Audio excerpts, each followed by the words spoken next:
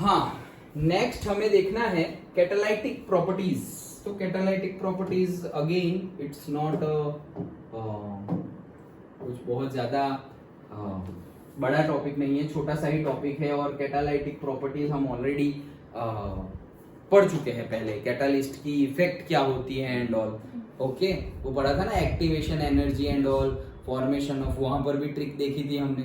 Okay, कि particular क्या थी वो ट्रिक, से किस किस के ऊपर केमिकल रिएक्शन हो रही है, रेट ऑफ केमिकल रिएक्शन किस किस के ऊपर डिपेंड करती है। सो प्रेशर पे, टेम्परेचर पे। ओके, प्रेशर, टेम्परेचर,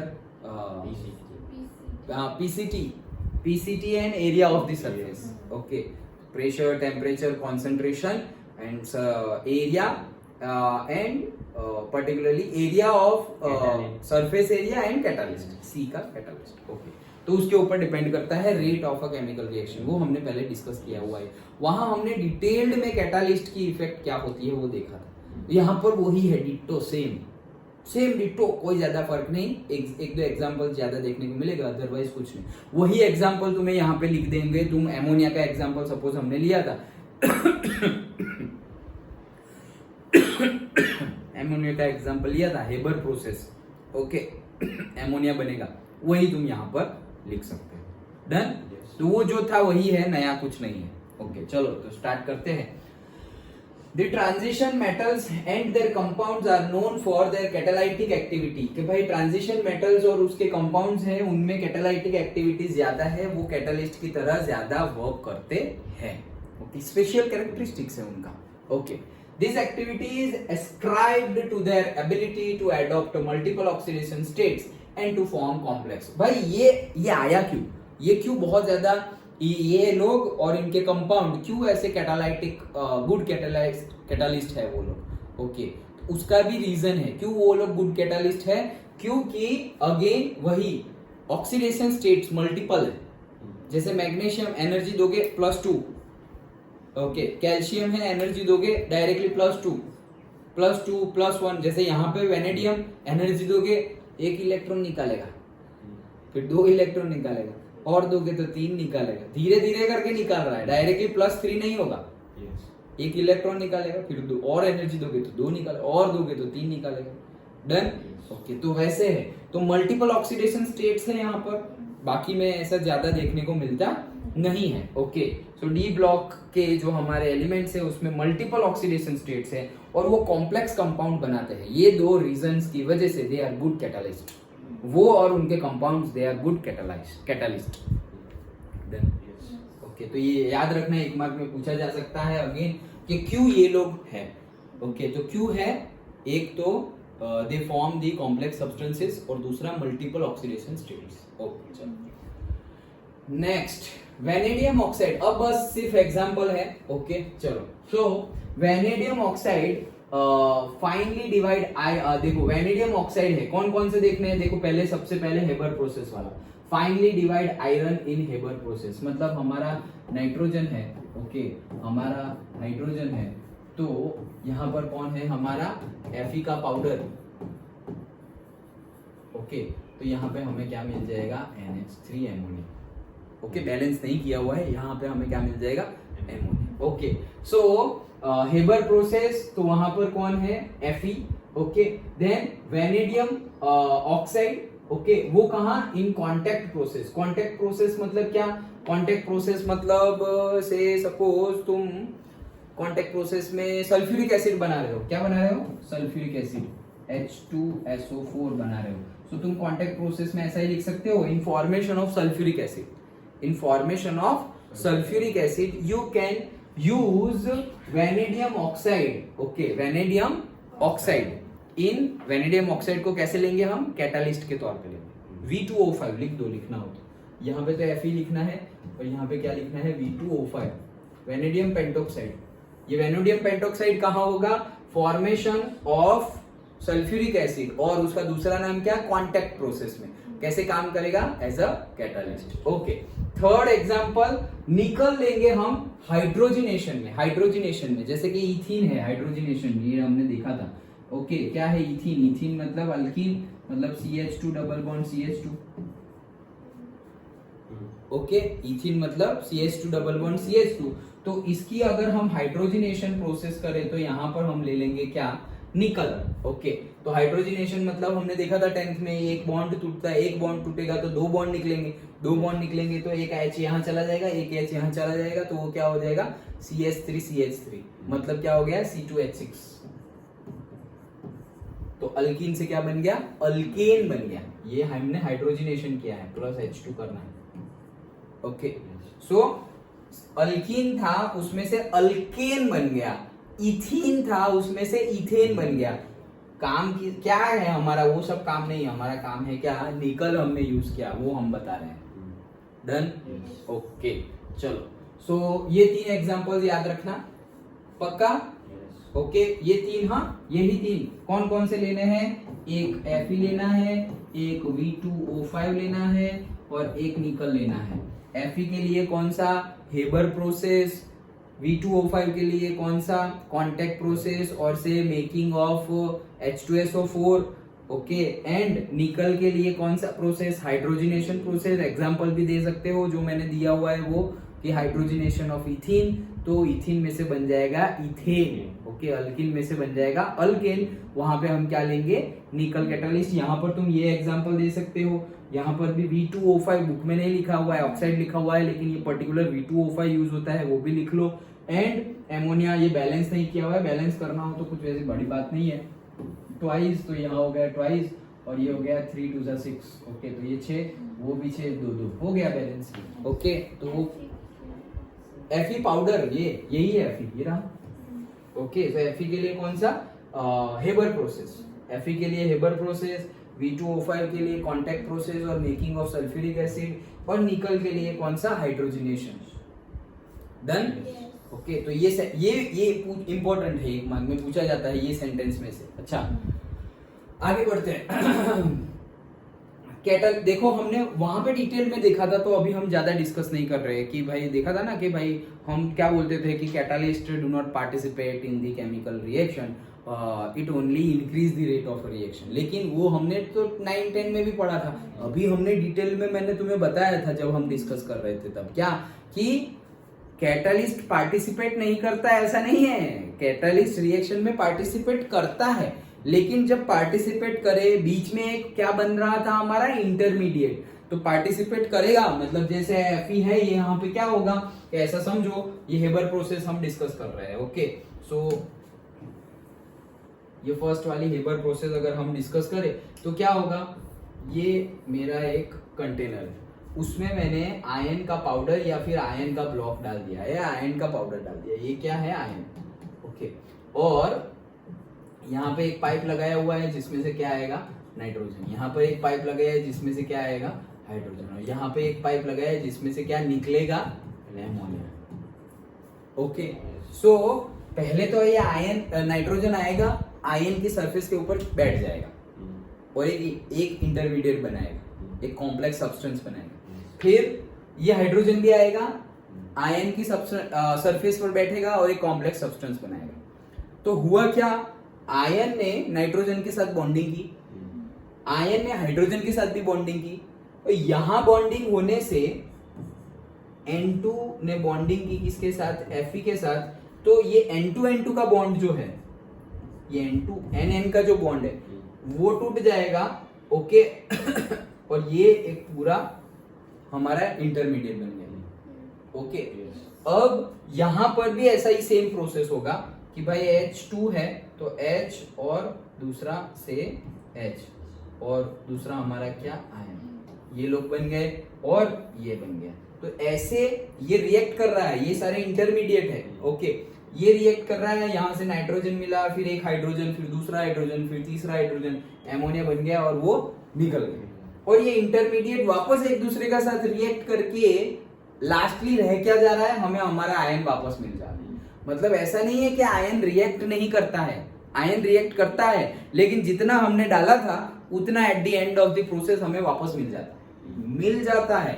10 तक हम क्या पढ़ते थे कि भाई वो पार्टिसिपेट ही नहीं कर रहे हैं, क्योंकि कोई ज्यादा डिटेल में जाने की जरूरत नहीं थी। लेकिन अभी डिटेल में हम समझ रहे हैं कि वो पार्टिसिपेट करता है, इंटरमीडिएट बनाता है, लेकिन जितना यूज किया, जितना स्टार्टिंग में लिया था उतना वापस हमें मिल जाता है लास्ट में। ओके, दैट्स व्हाई हम ऐसा वर्डिंग यूज कर लेते हैं कि भाई वो पार्टिसिपेट नहीं करता, बट पार्टिसिपेट तो करता है। ओके, होगा क्या, ये आयन तुम यूज ना करो और यही कंटेनर में ऐसे एक साइड नाइट्रोजन एक साइड हाइड्रोजन डालते जाओ तो एमोनिया तो बनेगा ही भाई। वो सपोज 10 घंटे में बनेगा तो आयन डाला हुआ है तो वो 1 घंटे में बन जाएगा, तो वो उसने रेट बढ़ा दिया।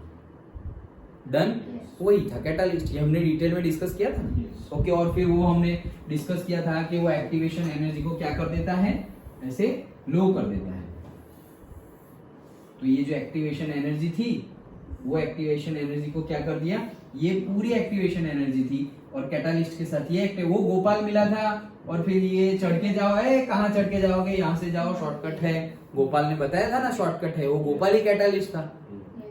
डन, ओके, पक्का याद आ गया ना। तो ये जो एक्टिवेशन एनर्जी है वो एक्टिवेशन एनर्जी को क्या कर दे रहा है, रिड्यूस कर दे रहा है। ये एक्टिवेशन एनर्जी थी हमारी, तो ये एक्टिवेशन एनर्जी को कैटालिस्ट रिड्यूस कर रहा है।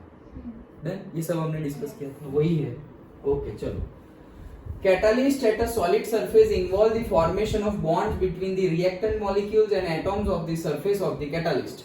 Okay, first row transition metals utilizes 3d and 4s electrons for bonding. मतलब ये जो हमने बोला, ये जो मैं अभी तुम्हें समझा रहा था कि ये बॉन्डिंग बनाएगा, तो ये बॉन्डिंग में कौन पार्टिसिपेट करेगा भाई, नाइट्रोजन के जो ब्लैंक मतलब जो इनकम्प्लीट ऑर्बिटल होगी वो आएगी और आयन की जो इनकम्प्लीट होगी वो आएगी। आयन की तो हमें पता ही है डी है, डी ऑर्बिटल ही है, तो कहीं पर डी ऑर्बिटल आएगी, कहीं पर एस ऑर्बिटल आएगी, कहीं पर पी भी आ सकती है, हमें नहीं पता।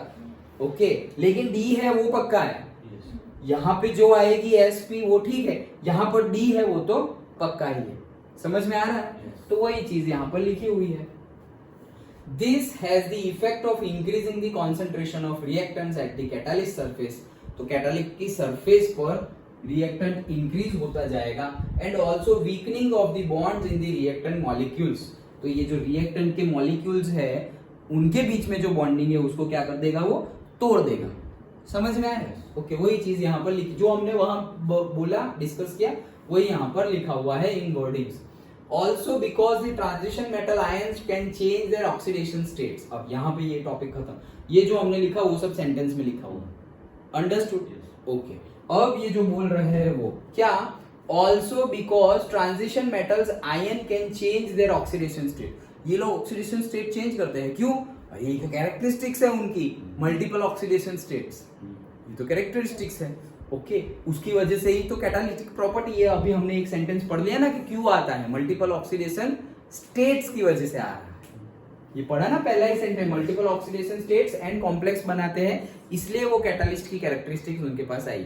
तो मल्टीपल ऑक्सीडेशन स्टेट्स में क्या है कि वो चेंज कर देगा। चेंज कर देगा मतलब कभी ऑक्सीडाइजिंग एजेंट की तरह काम करता है और कभी रिड्यूसिंग एजेंट की तरह काम करता है। ओके, दोनों होता है। देखो जो बुक में एग्जांपल है वो ही लेते हैं हम। For example, ion catalyses the reaction between the iodide and persulphate ion. तो देखो क्या है, हमारे पास आयोडाइड है, आयोडाइड, और पोर सल्फेट है SO4 SO4, मतलब क्या हो गया H2O8-2 persulphate ion. Okay, H2O8 correct. Okay, और ये ऐसे सपोज दो ले लिए। अंडरस्टूड? ये अगर क्या कर देगा, ये पर्टिकुलरली ये आयोडाइड का आयोडीन में कन्वर्ट कर लेगा, तो ये क्या हो गया I2। डन, और यहाँ पे क्या बन गया 2SO4-2। ओके, किसकी वजह से? आयन की वजह से, वो लेना पड़ेगा as a catalyst. So for example, ion +3 catalyses the reaction. तो यहाँ पे आयन +3 है ऐसा समझो, तो वो कैटालिस्ट की तरह काम करता है। ओके, अब उसकी वजह से ये प्रोसेस हो गई। देखो ये प्रोसेस में क्या हुआ, यहाँ पे आयोडीन का ऑक्सीडेशन स्टेट क्या है -1, करेक्ट। यहाँ पर कुछ नहीं है, मतलब क्या है 0। तो -1 से तुम गए कहां पर 0, तो क्या हुआ, ये बढ़ा ना, तो क्या हुआ ऑक्सीडेशन। -1 से 0 मतलब बढ़ा, तो ये क्या हुआ ऑक्सीडेशन।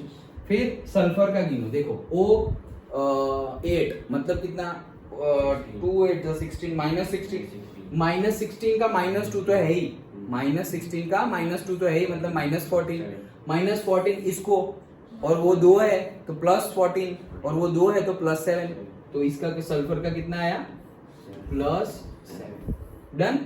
वैसे ही यहाँ सल्फर का गिनते हैं।